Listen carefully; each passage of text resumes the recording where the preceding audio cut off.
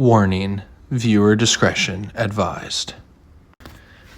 Any and all content in the following video is made by Kamish for purely entertainment purposes. He holds no true ill will towards any of the parties mentioned herein. If you're offended by this, grow up. If you have small children present, please remove them from the viewing area and or out of earshot. Once again, viewer discretion advised. What the fuck? Bombshell last night. These motherfuckers tried to sneak this shit by me as I was in bed. I had my eyes closed. I was all snug.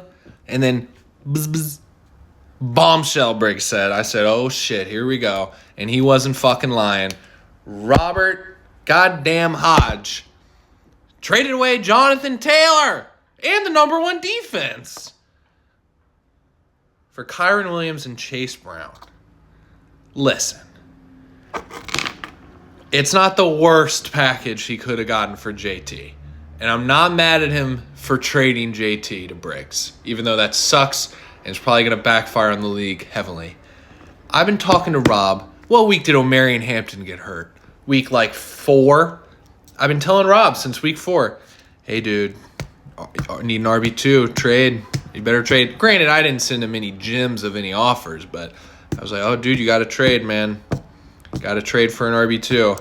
And he waits until week 12, the week after Jonathan Taylor's bye, and it's just like, yeah, I should probably have 2 running backs. Here you go, Briggs. Here's Jonathan Taylor, fantasy player 1 or 2, right fresh off his bye.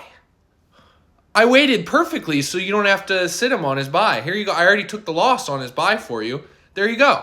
I don't understand the logic. I understand trading him. I don't understand waiting this long, and I certainly don't understand doing it 2 days after his bye. What are we doing? Why'd you send the number one defense along with him? It confounds the mind. It boggles the spirit. Well done, Thomas. You turned J-Mo, Chase Brown into fucking JT, and Bucky. Yeah, he traded Marv, J-Mo, and Chase Brown for Bucky and JT.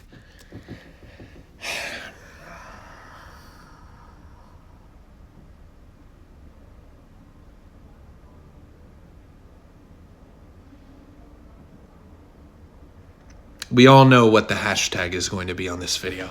Oh, man. I will say, though, this sets up wonderfully for week 14.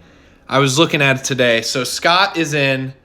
There's 4 teams with already 7 wins. Assuming out of 3 weeks they can each get a win, they're all in. So that's 5 teams. Rag is almost guaranteed to be in. So that's 6 teams. There's 2 other teams right now with 6 wins, and it's these 2. And they play each other week 14. That's going to be amazing. I hope Jonathan Taylor puts 80 on Rob. Maybe 90. I hope he does it.